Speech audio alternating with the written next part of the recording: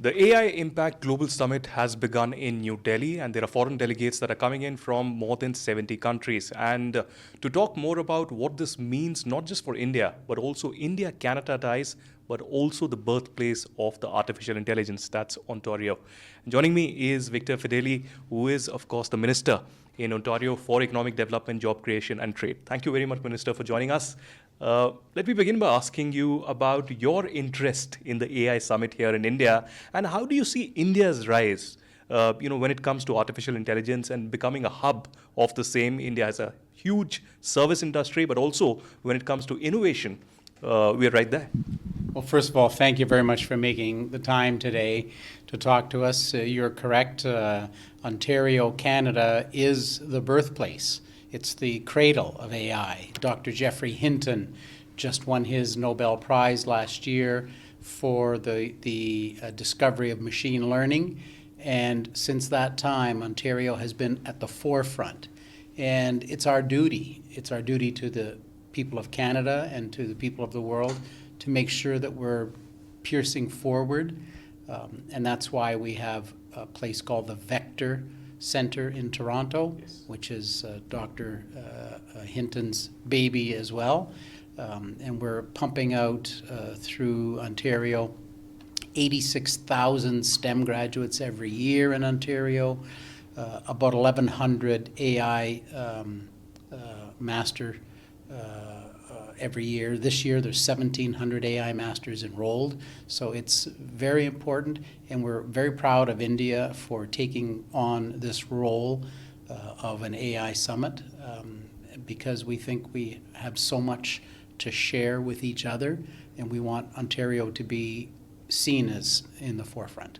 Well, mostly the focus of the AI has been into innovation, into the safety mechanisms out there, and also, how new collaborations could be there. But today, India's focus has been on the global south, on the complexities of the artificial intelligence, and that's why, these barriers are being removed. We have 75 countries coming in, a large participation from the global south as well. So do you think New Delhi could become, over the next 1 week, this melting pot of artificial intelligence, where more collaborations could be seen, one between New Delhi and Ontario?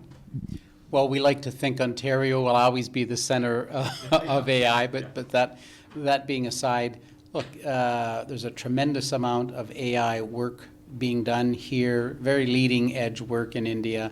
Very proud of the work that India is doing. In Ontario, we've passed legislation to make sure that we're transparent with the people of Ontario, and we think it's a model that should be discussed at this AI Summit and used worldwide, where we have pledged to our citizens that we will be transparent with them. Every time we as a government use AI, we're going to let them know that we're using AI, how it's being used and why. And then we also want them to be informed of the risks of using AI, but also how we plan on protecting the public from these risks as well. So I think there are some real models to learn, not just about the technical aspects of AI that we've always provided to the world, but of these new approaches to transparency. Globally, there's this huge debate about net neutrality, about ethics of the artificial intelligence, and who really controls the AI models on how they behave, how they form their opinion or respond. For instance, in China, I don't think that the Chinese model of an AI will really correctly speak about the human rights situation out there. That's just an example. But how concerning is this issue of ethics? It's a huge debate in the European Union as well. And how much do you think that the governments have to interfere or not interfere? Well, it is a huge issue because it depends on which country you're in then as to how far you go with AI. And the concern, of course, is that once the public understands a process that their country is doing, the concern is that they will presume that that is universal throughout the world. So there do need to be some continued debates, whether it's standards that get set or agreements that are made. That's open for discussion. But I think the fact that the public needs to be made aware every step of the way, whether there's continuity globally or going to be differences. I think that's important. Well, Ontario is known for creating 17,000 jobs in the AI sector in the last 1 year alone. That's what Project Ontario says. But I want to also ask you on the larger issue, because you're the Minister for Economic Development and Trade. There's a huge discussion over the last maybe a decade about CEPA agreement between India and Canada. Now, there were some roadblocks in between, and now Prime Minister Mark Carney says that he's eager to begin the negotiations after his visit probably next month. How interested, how keen is Canada and Ontario when it comes to trade with India or different Indian cities? Ontario is extremely interested, even through the last few years where there's been some issues and challenges at the federal level. Whenever I'm here, which is twice a year since 2018, we've always said to anybody that asks, look, those challenges will be worked out by the federal government. That's a geopolitical issue. Here in Ontario, we're here to tell you that the business fundamentals have not changed, so let's just get down to business. I would say that's the same philosophy that we have with this trade deal. It's been talked about. I think the Prime Minister being here will hit a reset button, but not reset to where we were, but reset to where we're going. I think that's going to be very important, and I think the Canadian government is extremely serious about getting a trade deal. Look, we're in the middle of a trade war with the United States right now, and many countries are. So I call it the Trump accelerator. President Trump is forcing us to get together with other countries around the world. Forcing is maybe not the right word. Pushing. But he's caused us to look elsewhere and fall into each other's arms. And I think that Trump accelerator will help get a deal between Canada and India. Well, you almost predicted my next question, and that was going to be about the recent deals that India has done. You saw the mother of all deals, India and European Union. You saw the framework for an intent of an interim agreement between Trump and Modi. That is huge, that is massive. But it comes also the backdrop of the 50% tariffs slapped on India. Canada wasn't spared either. And now the European Union on the Greenland issue. So how do you think that this issue of tariff is a massive disruptor? And do you think, just like you said, that all other countries are looking for emerging markets or population of millions, for instance, in India, to diversify when it comes to trade? And for instance, I'll give you an example of EU.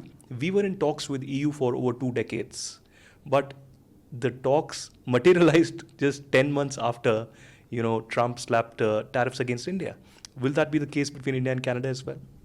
Well, when we think about Liberation Day a year ago, it has put a chill on business around the world.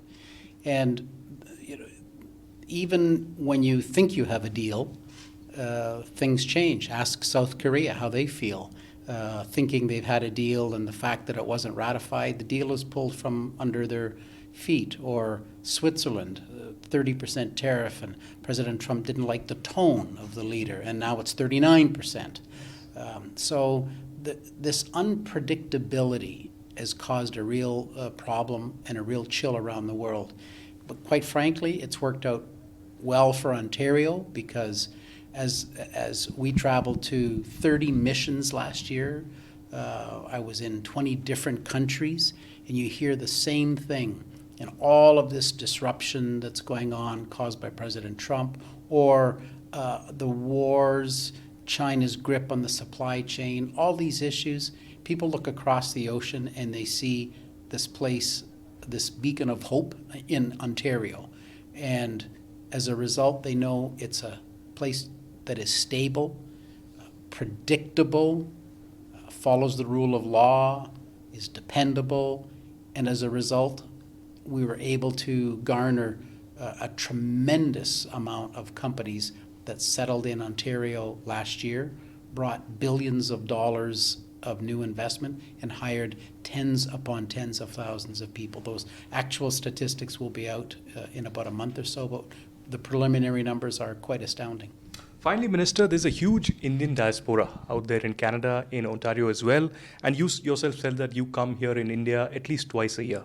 What is the motivation for you to come to India? And secondly, what are your expectations? One, from the Indian government, Prime Minister Narendra Modi, and second from the private sector here. Do you expect more collaborations? Do you expect more investments? Have you got some commitments on the sidelines of the AI summit? We always come here expecting to do deals. I have one boss, the Premier of Ontario, Premier Doug Ford, and he expects results, and he monitors the KPIs. So it's always important. So yes, so we have a lot of non-AI summit business that we're doing while we're here, and we always expect to land something. And I think the people in Ontario, the almost 1 million diaspora, I think they're proud of the government and the fact that no matter what's happening nationally, here we are representing them as citizens of Ontario. I think they're proud of the work that we're doing and really proud of the companies that we continue to bring back to Ontario. And we've seen such leaders, Tata Consultancy, and the list goes on and on, Infosys and HCL, and the list really does include a lot of brand names that are familiar to them, and I think that makes them proud. Well, thank you very much, Minister, for joining us here on NDTV. That was the Minister Fedeli from Ontario. Ontario trying to take the center stage here at the AI Summit, but more collaborations also between Ontario and India and Canada and India perhaps in the pipeline. Reporting from Delhi, this is Aditya Kaul for NDTV.